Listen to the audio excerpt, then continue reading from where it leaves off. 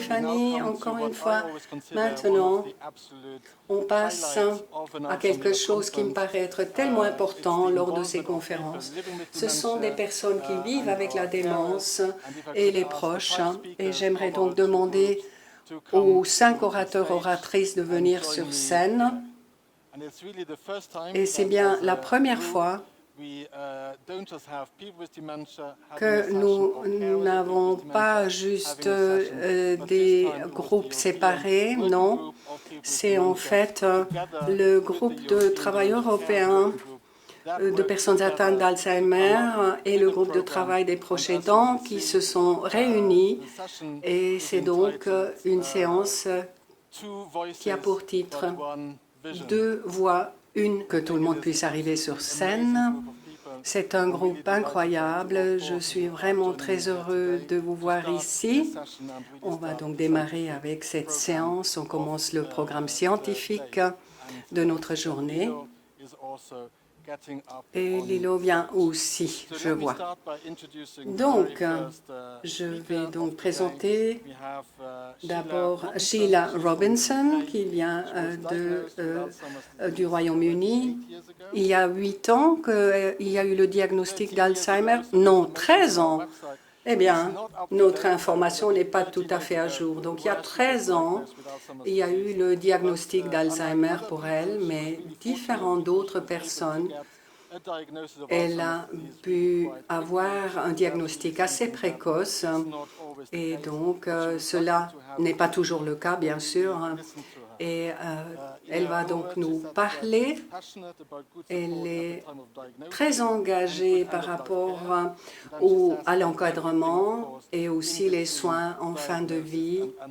Et bien sûr, elle parlera de tout cela. Elle parlera de la démence et des relations, les changements qu'il peut y avoir sur cette voie.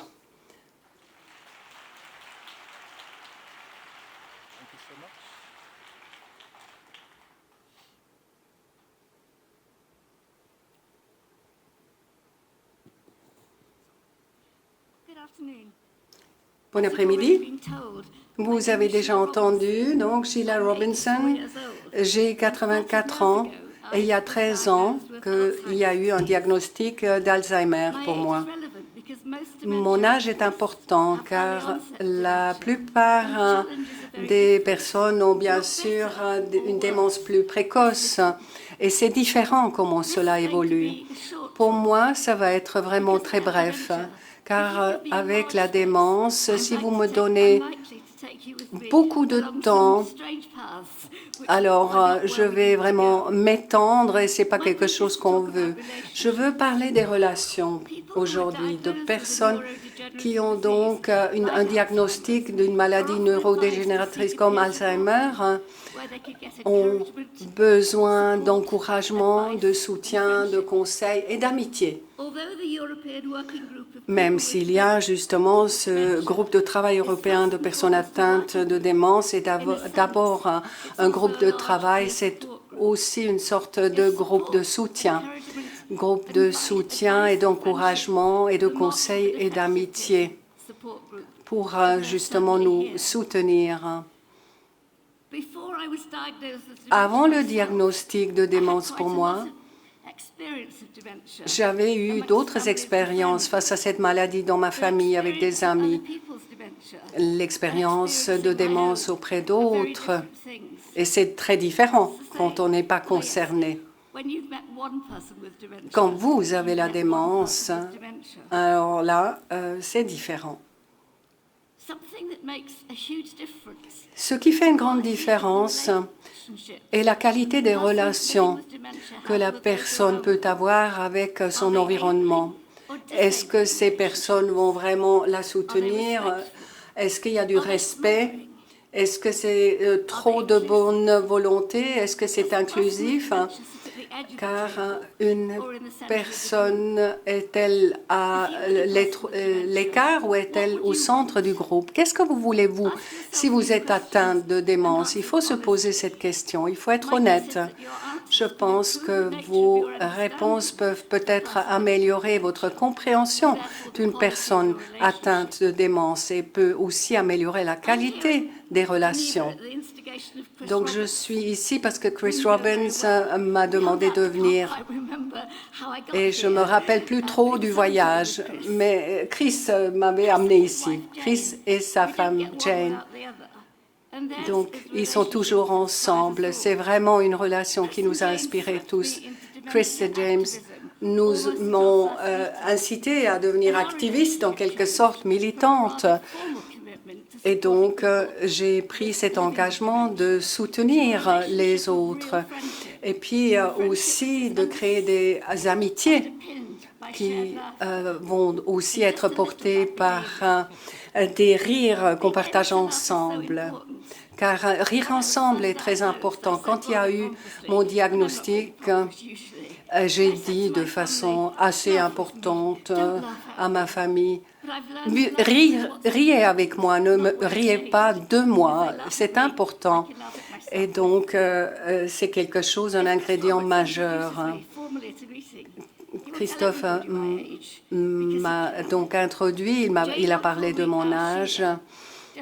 Donc, Jane me dit à Sheila parce qu'elle peut, parce qu'il y a ces petites blagues, ces moqueries qui sont justement le signe de notre amitié. Je suis ici à Genève avec ma fille Beth.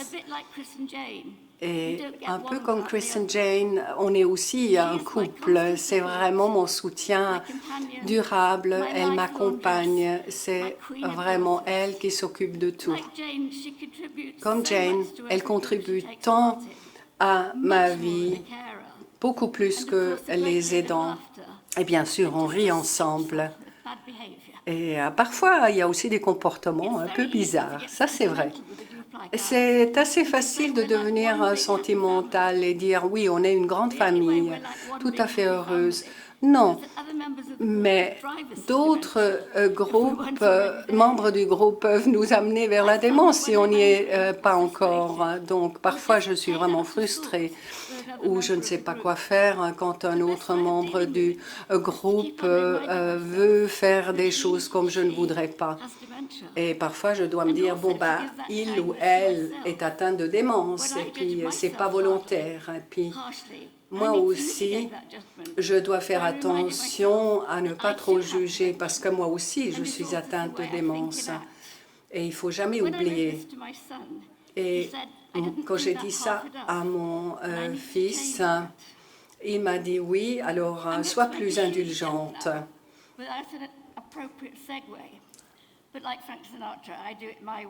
Donc, je fais les choses à ma manière. Je suis Quaker. Et dans les réunions de Quaker, de méthodistes, chacun peut parler. Et donc, là, c'est une relation vraiment importante, une autre, celle avec Dieu. Et avec Julian Ignorek, je peux dire, donc une nonne de Norfolk, qui a justement été inspirante à travers les siècles. Sois bien, et tout va être bien. Et je le dirai encore, parce que je crois que c'est vraiment important de le dire quand on est atteint de démence. Tout va être bien, tout va être bien, et toutes les choses vont être bien. Et c'est vraiment quelque chose qui me concerne, moi et ma condition.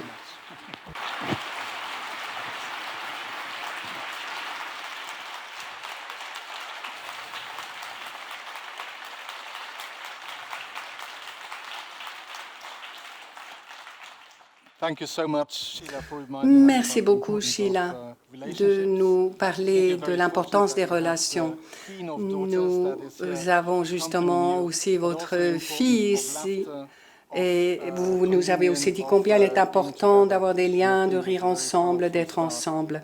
Je crois que c'est vraiment un démarrage très important pour notre conférence. Maintenant, il y a Liv Thorsen de la Norvège Elle est infirmière psychiatrique, elle est enseignante. Elle a travaillé dans la formation des patients et des proches. Et elle s'occupe aussi d'une association démence locale et aussi politicienne. C'est pas pour cela qu'elle est là, parce que malgré son curriculum important, c'est que Liv est ici parce que son époux a eu donc le diagnostic d'Alzheimer en 2014 et puis elle voudrait justement nous parler de qu'il faut vraiment voir l'être humain et puis aussi voir combien il est important d'approcher la vie de façon positive. Merci.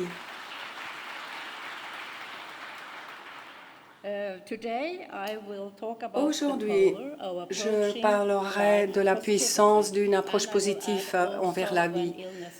Et puis, je vais aussi parler de la maladie qui arrive. Donc, qui suis-je? Je suis l'épouse de Kjell, j'ai 78 ans, je suis une mère, une grand-mère, arrière-grand-mère, je suis infirmière psychiatrique et j'ai différents engagements au niveau politique et je suis aussi bénévole dans les soins pour les personnes atteintes de démence. Kjell, il a donc 83 ans, il était un enseignant d'éducation spéciale, il aime la vie, il aime voyager, il s'occupe de sa famille, il aime bien jouer du bridge, il lit les journaux et il fait des mots croisés et le diagnostic d'Alzheimer s'est fait en 2014. Quand on parle de la démence, on voit toujours ces différents termes. On peut lire de difficultés cognitives, épuisement, fatigue, etc. Bien sûr. Mais est-ce qu'on peut aussi considérer la maladie différemment? Je sais que beaucoup de personnes ont vraiment des vies très difficiles. Et il y a beaucoup d'aidants, proches aidants qui sont épuisés. Et il y a vraiment de grands défis là autour. Alors, je suis vraiment très heureuse chaque jour que notre situation a pu être gérée depuis plus de 10 ans et je crois que notre vie, notre expérience a vraiment une importance alors que finalement l'image ou la situation n'est pas si rose. Bjørn Guldvog, un ancien ministre de la Santé, disait « La bonne santé et la bonne vie sont plus que l'absence de maladie ». Il s'agit de gérer, faire face à la vie au quotidien, même quand il y a une maladie ou des problèmes de la vie.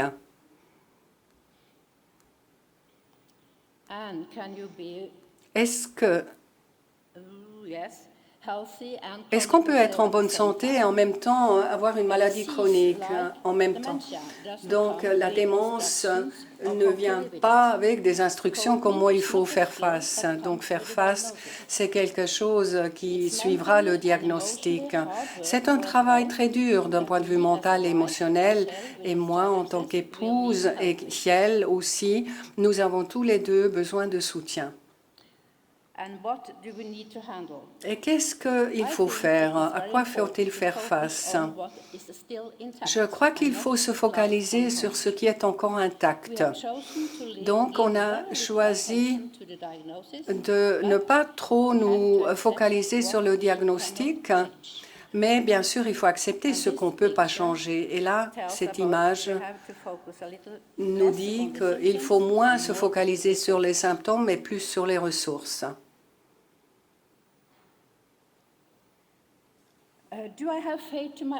Est-ce que j'ai la confiance par rapport à mes capacités de faire face?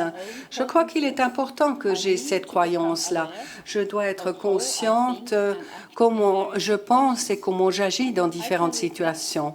Je peux réfléchir à ce qui est positif et ce qui est négatif comme expérience dans ma vie et comment est-ce que je fais face.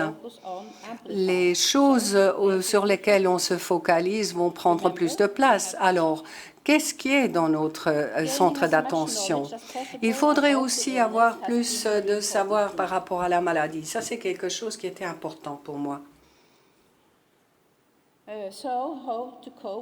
Alors, comment faire face à la vie de tous les jours avec cette maladie de démence? Un enseignant m'a une fois dit, faire face à des situations difficiles, c'est donc faire l'expérience d'avoir la force de faire face aux défis de tous les jours et le sentiment d'avoir le contrôle de notre vie. Donc, une bonne façon de faire face me permet de m'adapter à la vie de tous les jours et me permet de voir la différence entre ce que je dois accepter et vivre avec et ce que moi, je peux encore maintenir.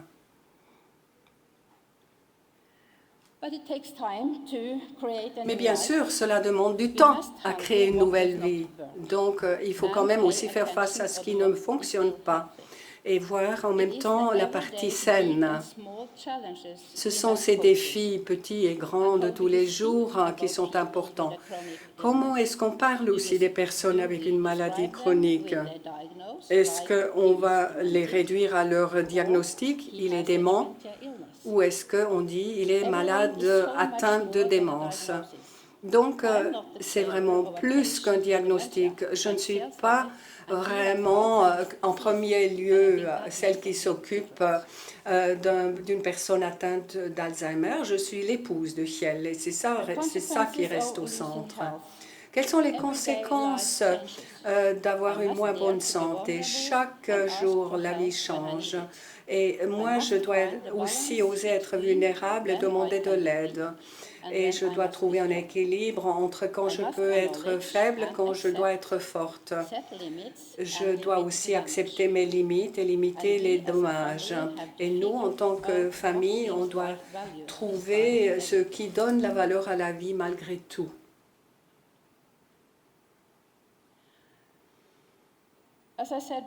Je l'ai déjà mentionné, on essaye de se focaliser autant que possible sur les choses qui sont encore possibles, alors qu'il y a cette incertitude par rapport à l'avenir. Shell est vraiment bon à vivre dans le moment, cela nous aide. Quand les gens lui demandent comment il va, il dit « je n'ai pas à me plaindre ».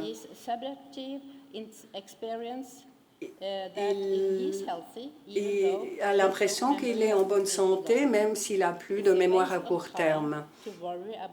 Et cela ne vaut pas la peine de se faire du souci pour des choses qui ne vont peut-être jamais arriver. Cela, on ne sait pas quel sera l'avenir. On peut tous être atteints ou avoir un accident.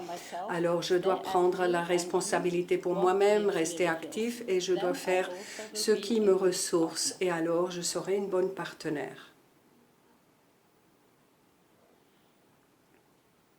And what do I believe in? Et en quoi est-ce que je crois?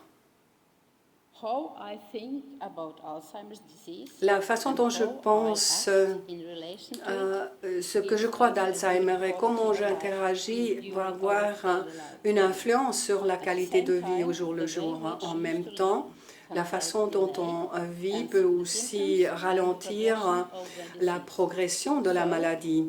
Alors, mon message est « Soyez social, ayez de bonnes activités tous les jours, faites attention au bon moment, comme celui-là. » Merci.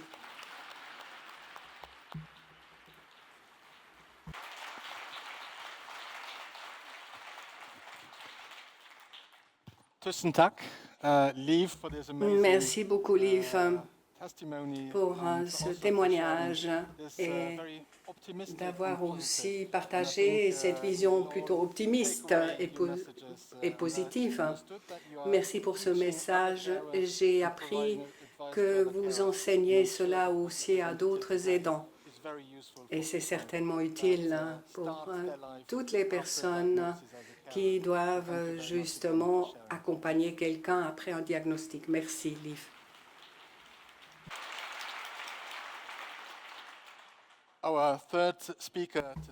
Troisième oratrice, Paddy Crosby.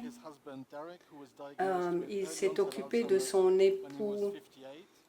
qui avait un diagnostic d'Alzheimer à l'âge de 58. Malheureusement, il est décédé en novembre 2021, mais Paddy a continué à travailler dans le réseau des proches aidants, et donc c'est un groupe qui s'occupe aussi de faire du lobbying, et Paddy aime vraiment parler aussi des stigmas qui sont liés autour de cette maladie. Il aime bien communiquer aussi autour de ce thème, et il nous parlera donc de faites ce que vous faites pour aussi longtemps que vous pouvez. Et c'est ce qu'il a reçu comme conseil après le diagnostic de Derek. Merci beaucoup. Merci à tout le monde. Merci d'avoir cette opportunité. Je dois changer de lunettes, c'est un signe que je vieillis. Le souvenir de ce jour-là restera avec moi jusqu'à la fin de mes jours. Je peux encore entendre ces mots. Ça a été confirmé. Derek avait donc le Alzheimer assez jeune, et tout changeait en ce moment. Le bruit dans la pièce était comme filtré, et la conversation tournait autour de ce diagnostic, ce que ça voulait dire, qu'est-ce qu'il fallait faire. Bien sûr, il fallait d'abord voir que tout soit en ordre. Par exemple, son testament devait être écrit, les finances devaient être clarifiées. Et pour moi, c'était vraiment trop, je ne savais pas comment faire et comment j'allais faire face. Et ce qui me paraissait était un futur plutôt noir, et j'ai eu l'impression que je ne pourrais pas vraiment faire face et que je ne pourrais pas m'occuper de Derek. La conversation a continué. J'étais donc présent physiquement, mais ce n'était pas réel. Et alors, quand on est sorti, un travailleur social, Matthew, m'a demandé de lui parler. Je me suis arrêtée. J'ai attendu avec beaucoup d'anxiété. Je me suis demandé ce qu'on allait me dire. Il était très doux et il était vraiment empathique. Et puis il a dit quelque chose qui était tellement simple, mais avec une telle puissance. Il a dit: on peut passer à travers cela. Tu pourras vivre avec cela. Donc, un seul conseil que j'aimerais vous donner: permettez à Derek de faire ce qu'il peut faire aussi longtemps qu'il peut. Et je ne peux pas dire vraiment effectivement quel était l'impact de ces paroles. Mais il y avait comme une petite lumière au bout du tunnel. C'était comme une sorte de ligne de vie. Et j'ai compris directement ce qu'il voulait dire, et je l'ai vraiment saisi. Je ne savais pas comment on allait le faire d'un point de vue quotidien, mais quelque chose en moi disait: oui, c'est ce qu'il faut faire. La seule chose qui venait à l'esprit, c'est que la première fois que j'ai vu Derek, c'était lui que je voulais, et là je savais que c'était ça que je voulais. Et donc j'ai compris combien importantes étaient ces paroles. Donc on devait continuer notre vie et vivre cela aussi bien que possible. Et lui, il a compris que cela sera justement important. Sa première réponse par rapport à son diagnostic était: qu'est-ce qu'il pourrait donner pour que d'autres ne devraient pas avoir la même expérience. Alors il voulait aussi s'impliquer dans la recherche, et c'était un des membres fondateurs d'un groupe de travail de démence. Il s'est senti connecté, il s'est senti vivant de cette façon.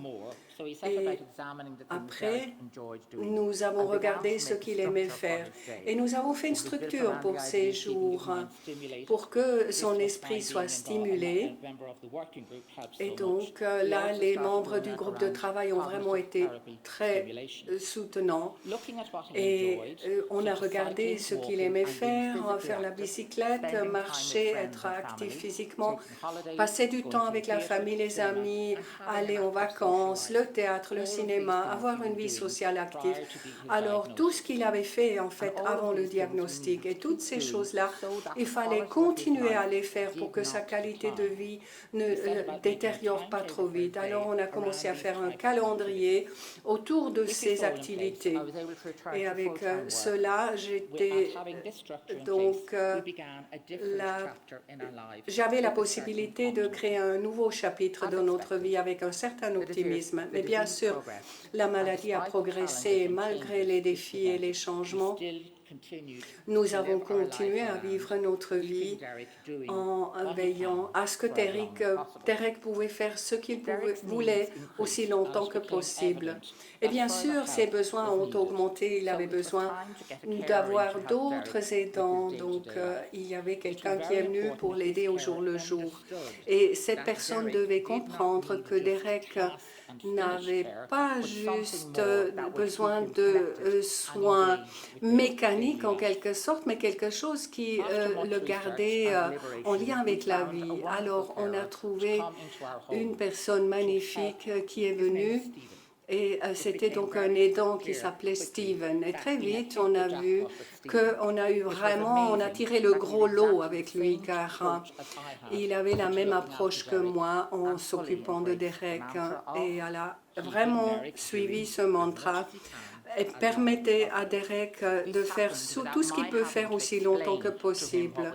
Donc, je n'avais pas besoin de lui expliquer ce qui était nécessaire, il l'a tout simplement fait. Steven a aussi compris ce qu'aimait Derek, le rugby, la photographie, la vidéo et bien sûr le café et le gâteau. Alors, ils sont partis, ils ont regardé les photos, les vidéos qu'ils ont fait à la fin de la journée. Et puis, ça finissait avec le café, les gâteaux, et puis on montrait aussi aux gens avec qui on vivait. Et Steven aimait aussi peindre, mais Derek n'était pas un artiste. Et puis, on a aussi aidé Derek à passer à un stade ultérieur. Il devait aller dans une institution parce qu'on ne pouvait plus s'en occuper comme avant. Il était déjà silencieux avant, mais je me rappelle qu'on était au mariage de mon neveu en Nouvelle-Zélande et puis il y a des gens qui ont dit quoi, il est encore debout à 1h du matin, il avait vraiment l'air d'être heureux et les gens disaient bonjour à Derek, mais je ne savais pas qui c'était. C'était des gens que Steven et lui ont connus lors de leur promenade. Donc cela m'a montré que ce qu'on avait fait était vraiment utile, ça marchait.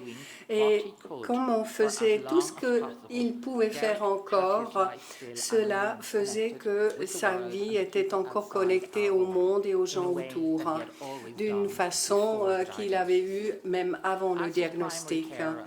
Alors, moi, en tant qu'époux et proche aidant, c'était tellement beau de voir combien Derek pouvait continuer à être vivant. C'était vraiment beau à voir que Derek a pu aller de cette façon plus loin et nous avons bien sûr réalisé que ça aurait été différent si on avait agi différemment. Donc, engagez-vous avec les personnes, connectez, ayez des conversations, profitez de tous les aspects de la vie. Cela rend le voyage tellement plus facile. Et nous, en tant que couple, on a pu aussi profiter de cela plus longtemps que prévu. C'est pour cela aussi que la famille plus large soit impliquée. Cela fait une grande différence pour les personnes atteintes de démence.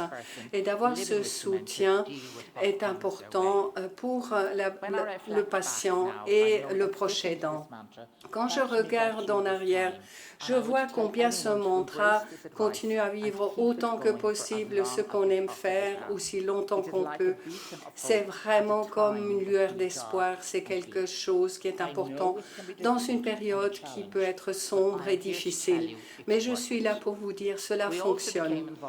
Et on a aussi participé dans un programme par les services de santé en Irlande. C'est un programme qui englobe la danse, le chant, le jardinage et d'autres activités encore et qui nous permet justement de faire cela avec ou sans le proche aidant. Je continue à travailler avec ce groupe et je vois cet effet magnifique sur les personnes atteintes de démence et les autres, les aidants. Et il y a encore des événements qui nous montrent que les gens qui vivent avec la démence ont tant à contribuer. Je n'ai pas vraiment d'autres diapositives à vous montrer, mais je voulais quand même vous donner une impression pour vous montrer comment on peut avoir une bonne vie, même atteinte de démence. Alors, je peux dire que le conseil que j'ai eu permet à Derek de faire autant ce qu'il peut, aussi longtemps qu'il peut. C'était le meilleur conseil que j'ai jamais eu. Je ne peux pas souligner suffisamment combien c'est important pour nous, le patient et moi aussi. Cela nous a aidés à vivre mieux avec la démence.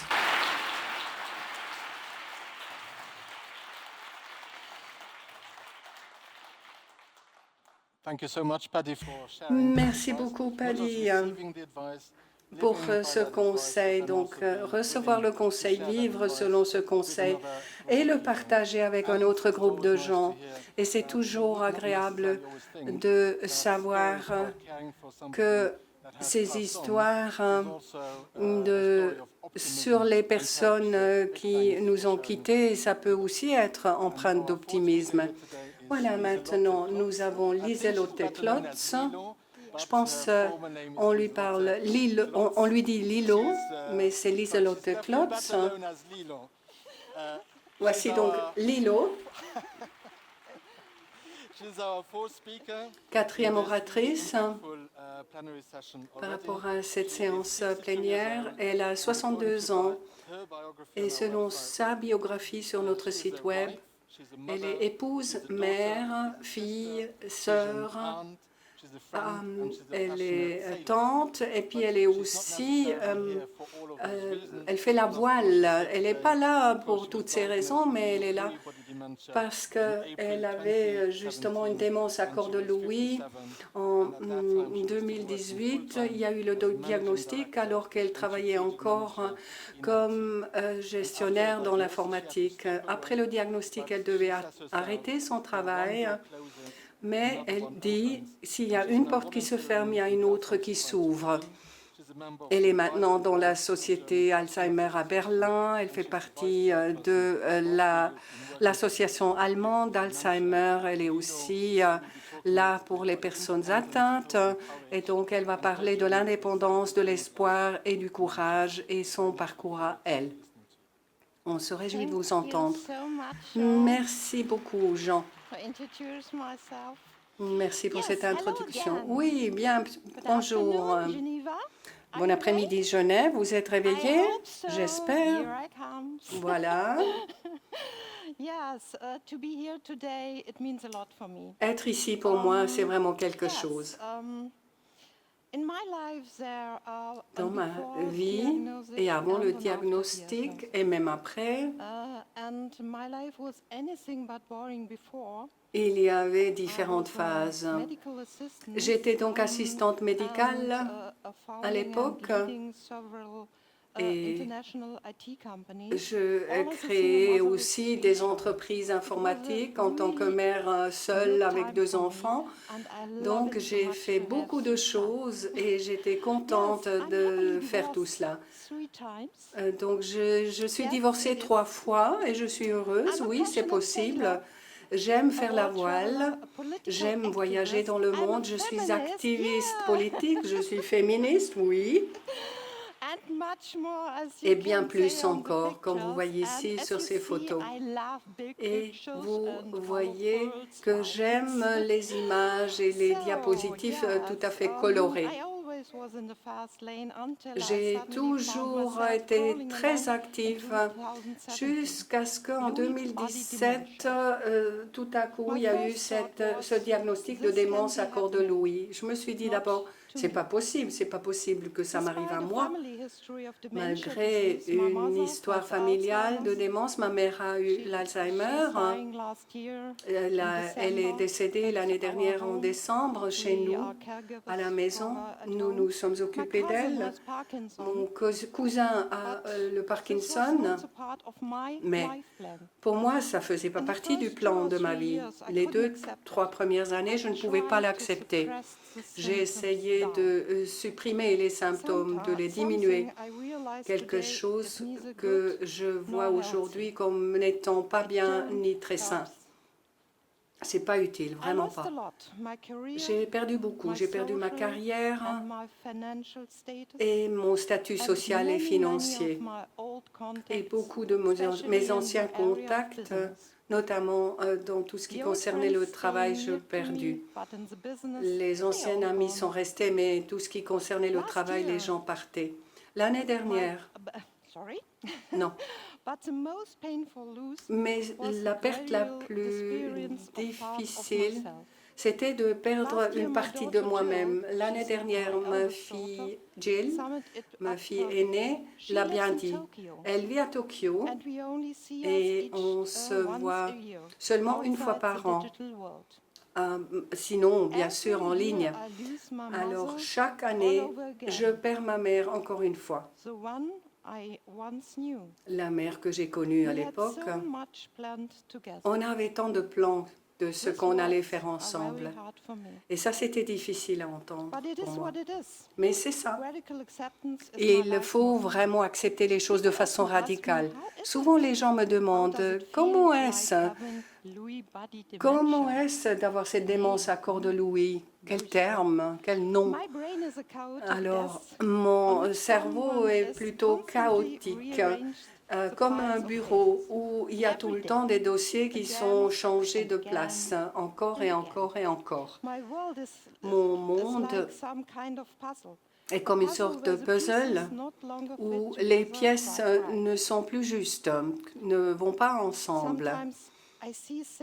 Parfois, je vois des choses qui ne sont pas là, comme des chiens qui sont là dans mon salon ou des étrangers qui me regardent depuis mon canapé.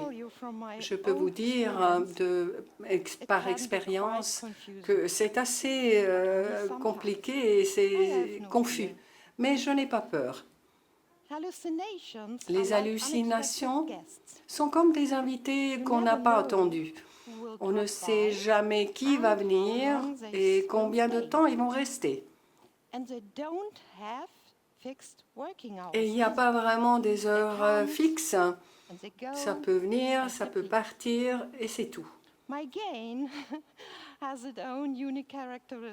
Alors, comme je marche, c'est assez unique.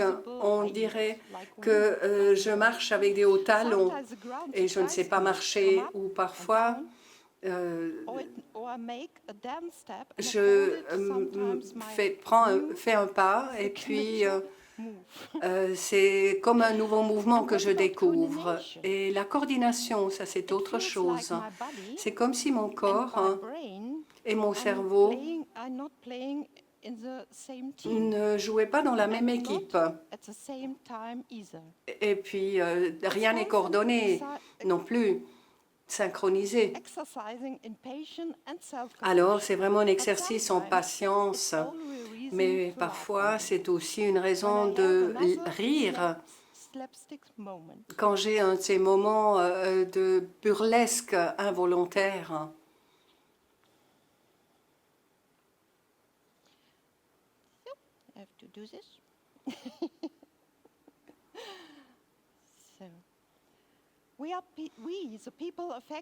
Les personnes atteintes de démence et les familles savent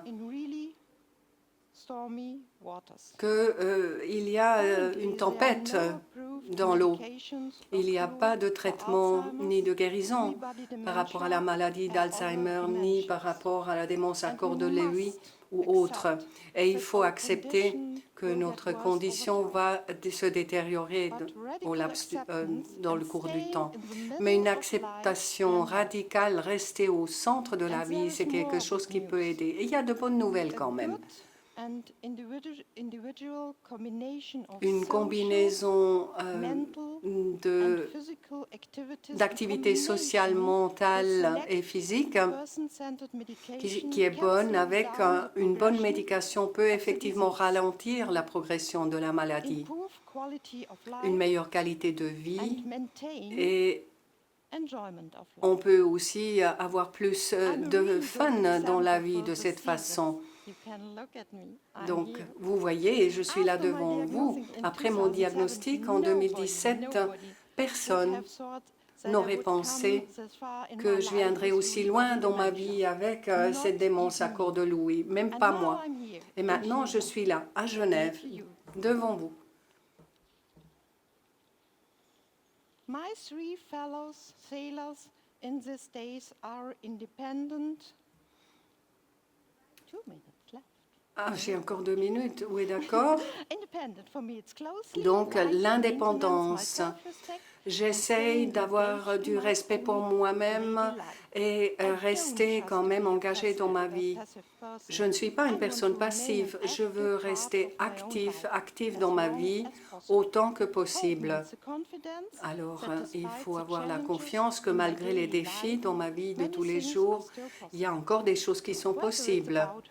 Qu'il s'agisse de redécouvrir des choses, reconnaître des choses, vraiment profiter de la vie, cultiver les relations ou tout simplement rire avec quelqu'un.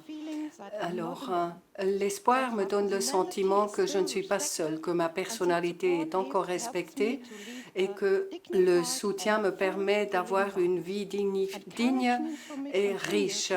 Et le courage me permet de continuer à être active dans la vie, malgré justement des craintes comme être ici devant vous sur scène. Donc, je vous encourage de prendre des risques, même si j'oublie beaucoup de choses et je fais des erreurs. Cela veut aussi dire d'accepter de nouvelles situations qu'on ne connaît pas, de vraiment apprécier les petits moments de bonheur et rester actif plutôt que de laisser la maladie me limiter. Le courage me permet aussi de continuer à garder les liens avec les autres. Et mon objectif n'est pas de laisser la démence me définir. Non, je veux toujours trouver de la joie dans ma vie et continuer à partager mon expérience aussi longtemps que possible. Oui, vivre avec cette démence à corps de Lewy est quand même quelque chose d'embêtant. Mais aussi longtemps qu'on peut encore rire de cela ensemble, autant qu'on peut encore être active et créer ma vie, ma réalité, eh bien, là, on trouve encore la joie dans les moments de tous les jours. Et ça, c'est mon petit secret pour justement naviguer à travers ce voyage bizarre avec un sourire sur les lèvres. Aussi longtemps que je respire, je célèbre la vie. Je m'aime et j'aime ma vie, même avec le corps de Lewy avec moi. Merci pour votre attention et je nous souhaite une belle conférence ici en Suisse, un si beau pays. Merci.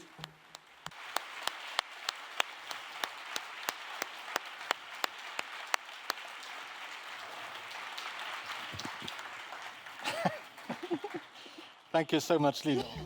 Merci, Lieselotte.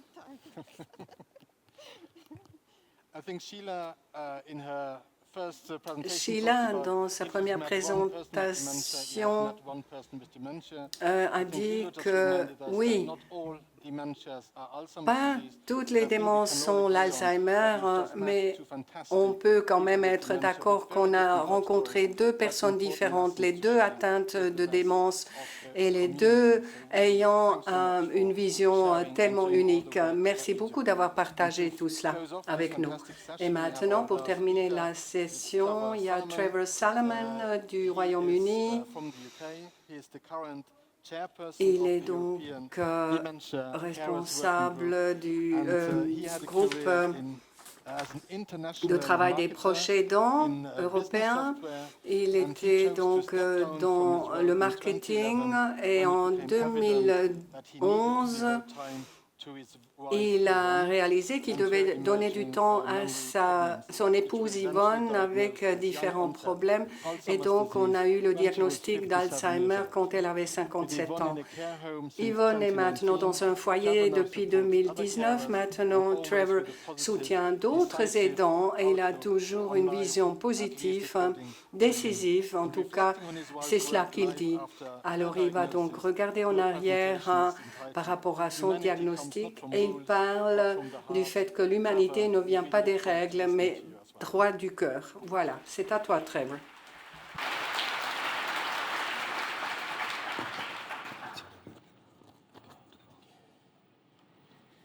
Thank you, Jean, and good afternoon. Merci, Jean. Bon après-midi à tout le monde. Ils disent que chaque image va raconter une histoire. Voici donc ma famille heureuse. C'était en été 2019. Les enfants, moi et mon épouse Yvonne, qui avait 53 ans à cette époque. Une semaine plus tard, une semaine, notre monde s'est écroulé parce qu'il y a eu 6 mots que Yvonne a dit. On était autour de la table, on a mangé le repas de dimanche et on a parlé de ce qu'on a fait la veille.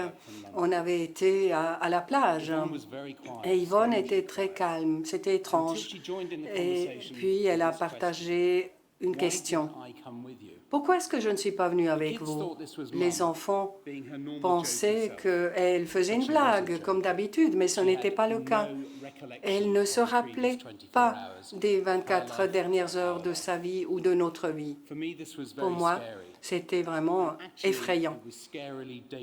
Et c'était comme un déjà-vu, car mon père avait eu Alzheimer en 1997, un diagnostic, et il a commencé exactement de la même façon.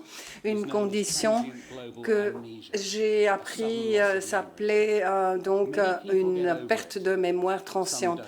Donc, il y en a qui recouvrent la mémoire et d'autres pas. Yvonne n'a pas récupéré sa mémoire. À l'époque, elle travaillait comme comptable pour une œuvre d'entraide locale. Elle adorait son travail. Elle adorait travailler avec des tableaux Excel, avec les chiffres.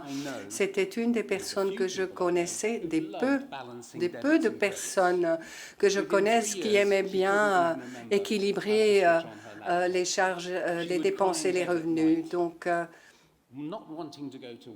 après le diagnostic, elle pleurait, et puis je lui ai dit qu'il ne fallait pas qu'elle continue son travail. Mais à l'époque, il n'y avait pas encore de diagnostic formel, ou bien il y avait une clinique de la mémoire qui avait fait un examen et qui disait rien n'était mal avec elle, tout allait bien. Et c'était une mauvaise expérience. Malheureusement, ça arrive assez souvent. En 2012, en été, elle a demandé un poste au supermarché comme online shopper. Donc, elle va aller faire elle allait s'occuper des commandes des clients. Donc, ce n'était pas vraiment de responsabilité qu'elle avait, mais elle devait utiliser un ordinateur portable. Mais dans quelques semaines, on lui a dit qu'elle était trop lente, elle faisait trop d'erreurs. Et de telles erreurs continuaient pour des mois jusqu'à ce que finalement, on a reçu le diagnostic de Alzheimer précoce à 57 ans. Donc, on est allé dire cela au chef, au directeur du marché, et je pensais qu'elle allait être licenciée directement. Mais ce qui était étonnant, c'est que le directeur a dit « Qu'est-ce qu'on peut faire pour qu'elle puisse continuer à travailler ?» Et il l'a gardé. Il a réduit ses responsabilités, il a réduit ses heures de travail et il a aussi changé son rôle pour qu'elle devienne nettoyeuse des boîtes que l'on utilisait pour envoyer les commandes. Alors, elle a continué à travailler, mais j'ai réalisé que je devais utiliser mon temps de loisir, pas seulement pour moi et mes amis, mais que je devais aussi un peu avoir des moments pour moi. Vous connaissez cela. Et donc, je devais aussi faire face à la progression de sa maladie. J'avais été aussi face à mon père, alors que ma mère était proche aidante. Mais ce n'est pas la même chose que d'être vraiment le premier proche aidant quand on s'occupe d'une patiente. Donc, j'ai essayé d'apprendre vraiment ce que je pouvais et j'ai surtout été en contact avec la Société Alzheimer au Royaume-Uni et j'ai vite remarqué que souvent, c'était les femmes qui s'occupaient d'un époux plus âgé ou parents. Alors, ce n'était pas le cas pour moi. Donc, j'ai créé mon propre groupe des hommes un peu plus jeunes qui s'occupaient d'épouses qui avaient donc un début d'Alzheimer assez jeune. Et puis, j'ai aussi réalisé qu'un jour, je ne pourrais plus travailler, même si elle recevait aussi un soutien de Sainsbury's. Alors, j'ai regardé quels étaient les foyers qui étaient spécialisés dans les soins des patients atteints. Et ce qui était important, j'ai utilisé beaucoup de mes loisirs pour planifier les choses qu'on aimait faire même avant le diagnostic. Elle aimait beaucoup aller dehors. Alors, j'ai surtout été avec elle à des endroits qu'elle avait déjà vus pour que peut-être ses souvenirs lui reviennent. Mais bien sûr, elle les oubliait droit derrière. Mais là, on voit Yvonne avec une caméra. Elle était brillante comme photographe. Elle avait un bon œil. Alors là, elle ne savait plus utiliser la caméra. Mais je l'ai quand même encouragée de prendre la caméra. Et alors, je sortais la carte et puis je lui montrais sur un ordinateur que les images qu'elle avait prises étaient bonnes. C'était mes images à moi, mais j'ai appris quelque chose d'important. C'est que des mensonges thérapeutiques peuvent vraiment être bons si c'est bon pour la personne. Elle était fière des images que j'avais prises alors qu'elle pensait que c'était les siennes. Et ça, c'est une leçon que j'avais apprise. En mars 2018, donc 4 ans après le diagnostic, Yvonne ne pouvait plus aller au Sainsbury's sans l'aide de collègues. Et ça les stressait. Elle était stressée aussi. Alors, il était clair que bientôt, il fallait arrêter de travailler. Mais même là, Sainsbury's encore une fois, regarder quelles étaient ses capacités avant d'être d'accord de la laisser partir. Après avoir quitté son travail et malgré le fait qu'elle était 3 jours par semaine dans un foyer, elle devenait incontinente très vite. Et pour moi, ce n'était plus possible. Je ne pouvais plus recharger mes piles en m'occupant d'elle 24 heures sur 24. Il y avait besoin d'aide professionnelle. Donc, pendant qu'elle était en foyer le jour, j'ai cherché d'autres foyers et j'en ai trouvé un qui avait vraiment des soins adaptés aux personnes atteintes de démence. Yvonne est maintenant dans ce foyer depuis 5 ans et demi. Elle est toujours heureuse. Elle reçoit des soins excellents, même pendant les jours du Covid, quand même un certain nombre de patientes sont décédées. Mais maintenant, elle dort surtout. Pendant la journée, elle ne peut plus communiquer, plus parler et elle ne semble plus me reconnaître. C'est très triste, mais je dois aussi accepter que c'est maintenant sa famille, les gens qui sont dans ce foyer. Et moi, je suis un visiteur et sachez que c'est OK pour moi. C'est comme cela que ça doit être. I believe a story like this. Je pense qu'une histoire comme celle-ci devait avoir un héros. Ce n'est pas moi, ce n'est pas mon épouse, ce n'est pas non plus le gestionnaire de ce foyer. C'est ce jeune homme. Le jeune homme à Sainsbury's, il était vraiment très humain, empathique. Il a aidé à la maintenir au travail avec les capacités qui diminuaient. Et je suis sûre qu'elle aurait été au foyer au moins 2 ans avant s'il n'avait pas été là. Donc je suis vraiment très reconnaissant du fait qu'il m'a donné ce soutien, ces 4 ans qu'il a soutenu Yvonne après son diagnostic. Merci. Thanks so much, Trevor.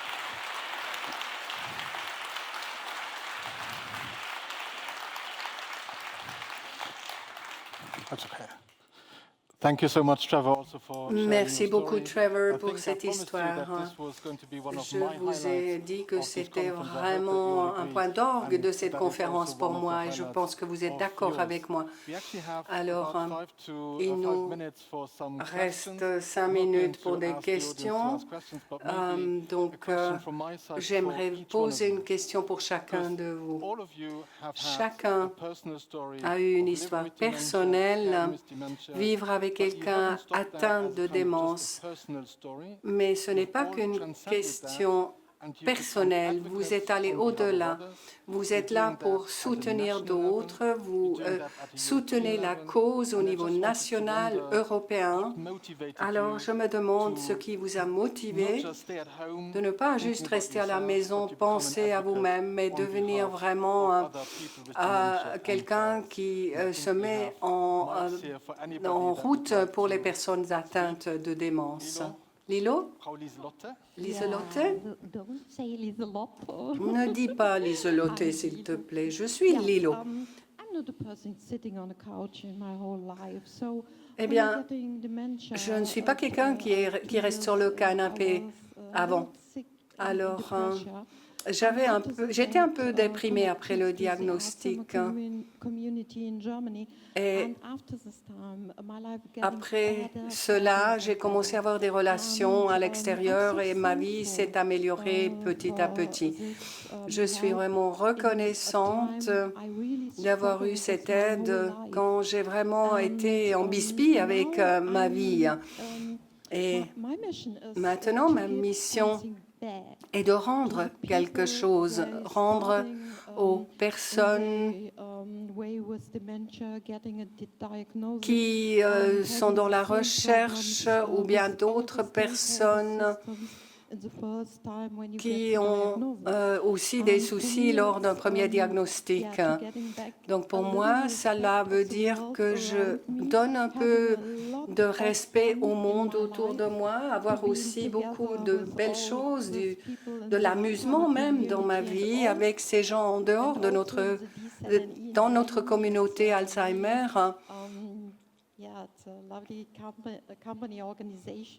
Et donc, c'est une organisation aussi qui fait de la recherche et je ne veux pas juste rester à la maison, encore une fois. Tant que je peux vraiment être là et au centre de ma vie, je vais continuer à m'engager. Merci.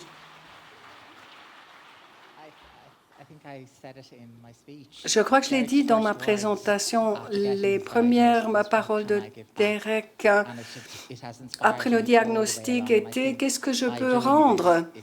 Et cela m'a inspirée. Et dans ce sens-là, je suis ce qu'il avait prévu. Et je crois que quand on peut partager ce qu'on a vécu, si cela peut être utile pour quelqu'un, alors c'est vraiment magnifique.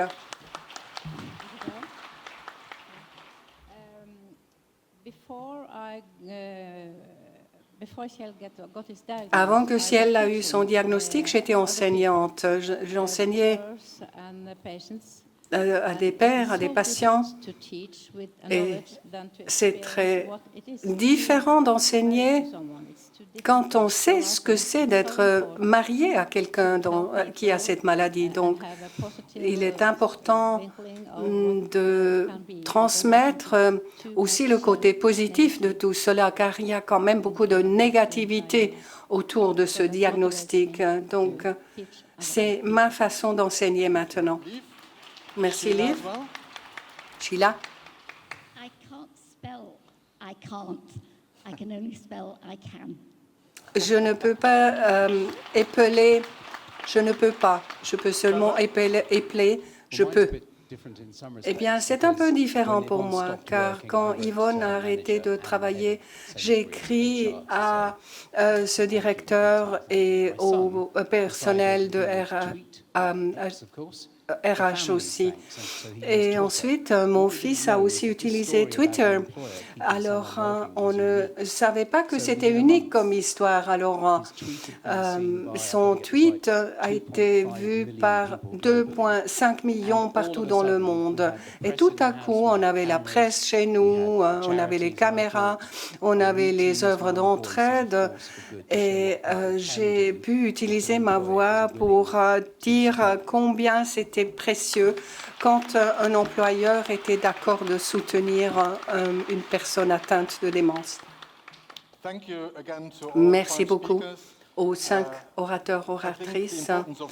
Je pense qu'il est important de raconter les histoires, car cela peut changer la façon dont on voit la maladie. On a souvent de fausses idées sur la démence, mais aussi ce que c'est donc accompagner quelqu'un qui est atteint.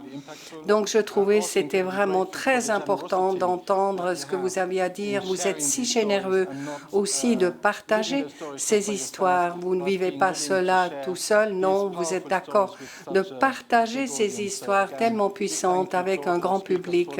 Alors merci beaucoup pour ces présentations tout à fait étonnantes et magnifiques.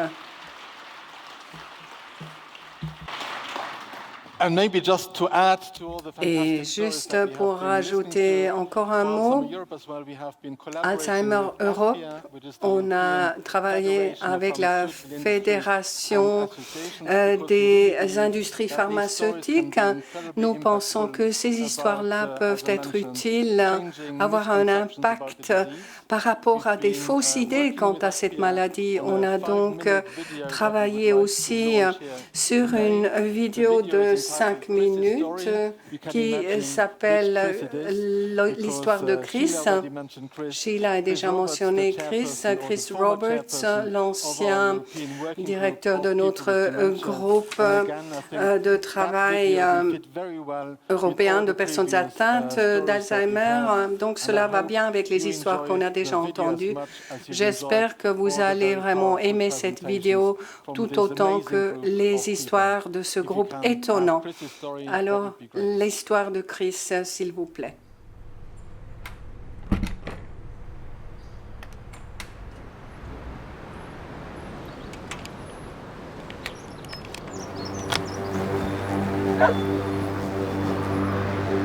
I had no idea what I wanted to be when I was a kid.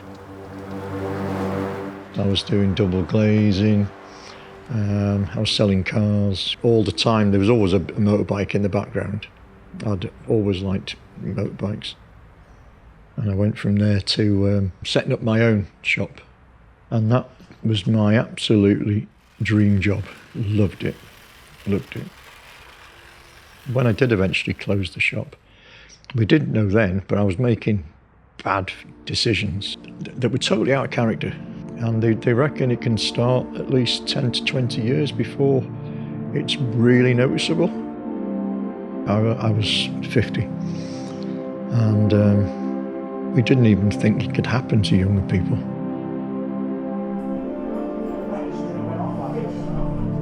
I may have dementia, but it doesn't have me. It doesn't define me. You know, I'm living with it. You know you're having problems. You know. I wasn't recognising people. My memory was getting worse. My family noticed things pre-diagnosis, like anger issues. But I think I had anger issues because I was so frustrated with little things that I didn't understand why they were going on, such as I'd go out for a walk and I'd turn the corner and not know where I was. When I was first diagnosed, I actually felt relieved. To get a diagnosis early means you can stop all the blagging and all the telling lies and all the covering, which just adds to your issues and problems, which, you know, makes you mentally worse. It's about not giving up, it's about doing.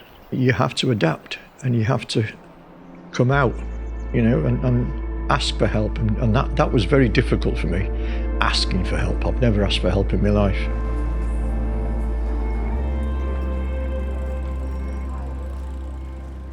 Have a conversation about it with everyone around you. Be honest. And the more people you tell, the more people can help you. Because you haven't got it tattooed on your head. People can't see it. You know, it's inside your brain.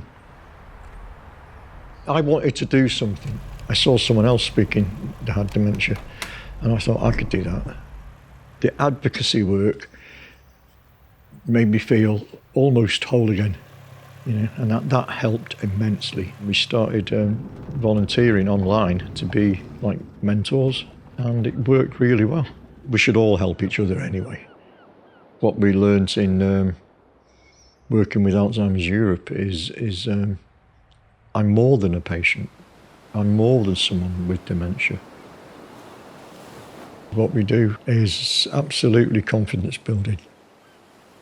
You know, I'm an old biker, but with their support and help, you're doing these things. And I never thought I'd be doing anything like this before diagnosis, let alone after.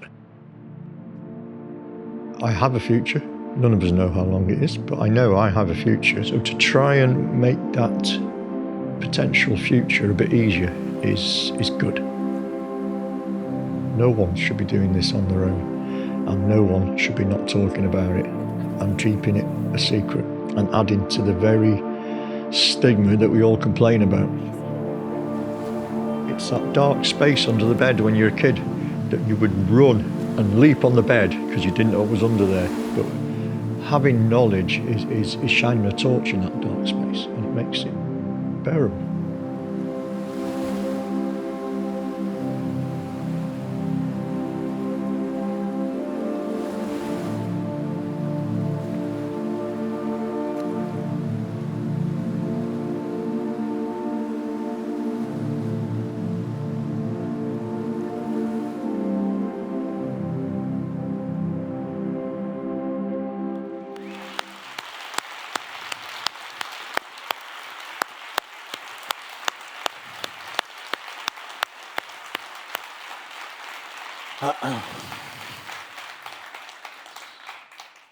I think the last line said it all. I think Chris's story, que cette histoire de Chris est encore une illustration, mais l'histoire de vous tous et toutes montre pourquoi nous sommes là, pourquoi on fait la recherche, pourquoi il y a les associations Alzheimer, pourquoi on participe dans la recherche. C'était fantastique de vous entendre les cinq, voir l'histoire de Chris, car cela a bien mis une base pour les 2 prochains jours de notre conférence. J'espère que vous avez bien aimé ce que vous avez entendu et vu. Maintenant, il y a une pause café et ensuite il y a les autres séances où vous pouvez participer par la suite. Merci.